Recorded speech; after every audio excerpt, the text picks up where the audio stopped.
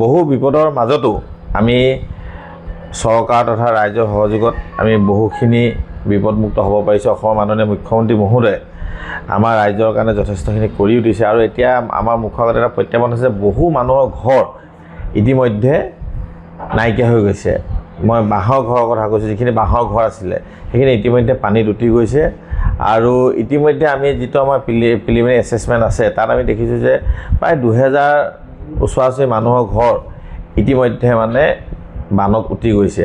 গতিকে আমাৰ আগত সেইটো এটা ডাঙৰ প্ৰত্যাহ্বান আৰু তাৰ কাৰণে ইতিমধ্যে আমাৰ সন্মানীয় পীয়ুষ হাজৰিকা ডাঙৰীয়া আজি আহিছিলে, আমাৰ বিমল বৰা ডাঙৰীয়া আহিছিলে আজি মন্ত্ৰী মহোদয় দুয়োগৰাকীৰ লগত আমি আলোচনা কৰিছোঁ আৰু ইতিমধ্যে আমি দুয়োগৰাকীয়ে কৈছোঁ যে এই মানুহখিনিক যদি আমি বাঁহৰ ঘৰটো বনাই দিয়া নাযায় তেনেহ'লে মানুহখিনি গৈ ক'ত থাকিব।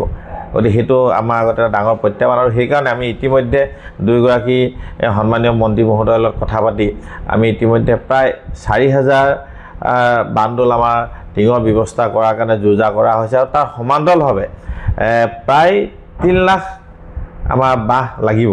এই মানুহে ঘৰকেইটা আমাৰ বনাই দিবৰ কাৰণে 3 লাখ আমাৰ বাঁহৰ দৰকাৰ হ'ব। গতিকে এই ব্যৱস্থাখিনি আমি পৰ্যায়ক্ৰমে কৰাৰ কাৰণে আজিৰ পৰা আমি আৰম্ভ কৰিছোঁ আৰু আজি আমি ইতিমধ্যে বাঁহ কটাৰ কাম আমি আৰম্ভ কৰিছোঁ আৰু প্ৰথমতে আমি নেপালী খুঁটিত যাতে মানুহখিনিয়ে যাতে অস্থায়ীভাৱেও বাঁহৰ ঘৰ এটা হ'লেও বনাই যাতে নিজৰ ঘৰটোত থাকিব পৰা এটা পৰিৱেশ আমি কৰি দিব পাৰোঁ, তেনেকুৱা এটা পৰ্যায়লৈ আমি লৈ যাব বিচাৰিছোঁ। আৰু আমি আশা ৰাখিছোঁ এই ক্ষেত্ৰত অসমৰ ৰাইজে আমাক সহায় যোগিতা আগবঢ়াব, কিয়নো আমাৰ ইয়াত খোৱা বস্তু সকলো ৰাইজৰ ওচৰত যথেষ্টখিনি আছে, কিন্তু এতিয়া ৰাইজ নিজৰ ঘৰলৈ যাব বিচাৰিছে আৰু এই সময়খিনিত আমি সকলো ৰাইজৰ পৰা আমি সহায় যোগিতা বিচাৰিছোঁ। ইতিমধ্যে মাননীয় অসম চৰকাৰৰ সন্মানীয় মন্ত্ৰী পীয়ুষ হাজৰিকা ডাঙৰীয়াই বহু হাজাৰ টিঙৰ আমাৰ ব্যৱস্থা ইতিমধ্যে কৰি দিছে। বান্দোল প্ৰায় আমাক 4000 বান্দোল দৰকাৰ হ'ব। গতিকে এটা হিউজ আমাৰ মানে টিঙৰ দৰকাৰ হৈছে। গতিকে পীয়ুষ হাজৰিকা ডাঙৰীয়াও কৈছে, বিমল বৰা ডাঙৰীয়াও কৈছে।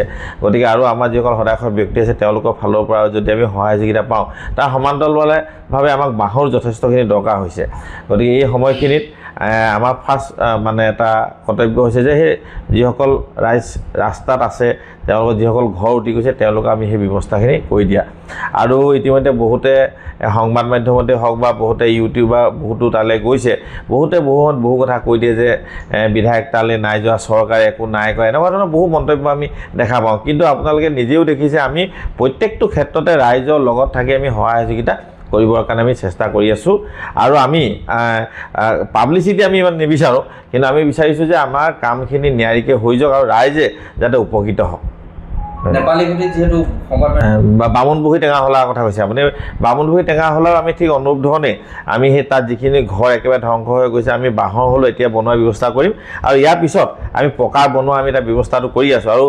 আৰু মোৰ এটা অনুৰোধ থাকিব আমাৰ অসম চৰকাৰ ফাললৈ যাতে তাৰ যিবোৰ ঘৰবোৰ হ'ব আমাৰ চাংঘৰ নিচিনাকৈ যাতে আমি বনাই দিব পাৰোঁ। চাংঘৰ নিচিনাকৈ বনাই দিলে পৰৱৰ্তী পৰ্যায়ত যদি এনেকুৱা বান আহে তেতিয়াহ'লে কিন্তু আমি ধৰি লওক যথেষ্টখিনি আমি সকাহ পাম।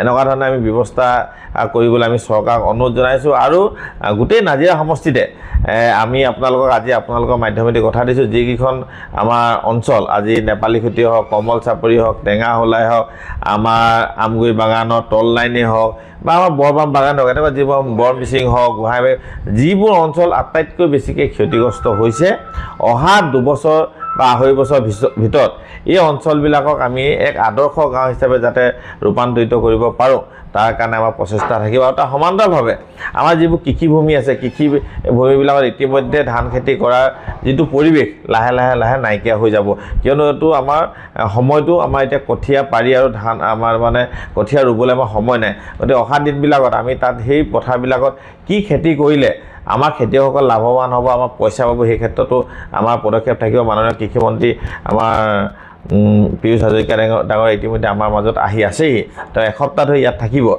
আৰু আমি আশা ৰাখিছোঁ যাতে সমূহ কৃষক ৰাইজক আমি লগত লৈ যাতে এই যিটো পৰিৱেশ এই দুটা দুঃসময় এই সময়খিনিক যাতে অহা দিনবিলাকক আমি যাতে সোণালী সময়লৈ ৰূপান্তৰিত কৰিব পাৰোঁ তেনেকুৱা ধৰণৰ পদক্ষেপেৰে আমি আগবাঢ়িব বিচাৰিছোঁ। তাৰ উদাহৰণস্বৰূপে আমাৰ যিবোৰ পথাৰত আমাৰ ধান খেতি নহয় আমি সেই ধান খেতি নোহোৱা পথাৰবিলাকক যাতে আমি গোম ধান কৰিব পাৰোঁ আৰু গোম ধান কৰাৰ উপৰিও যাতে আমি আলু খেতি কৰিব পাৰোঁ, এনেকুৱা ধৰণৰ যাতে আমি এটা খুব সুন্দৰ পৰিকল্পনাৰে যদি আমি আগবাঢ়োঁ নিশ্চিতভাৱে আমাৰ এই দুঃসময়খিনি এটা সময়ত সুসময়লৈ আমি ৰূপান্তৰিত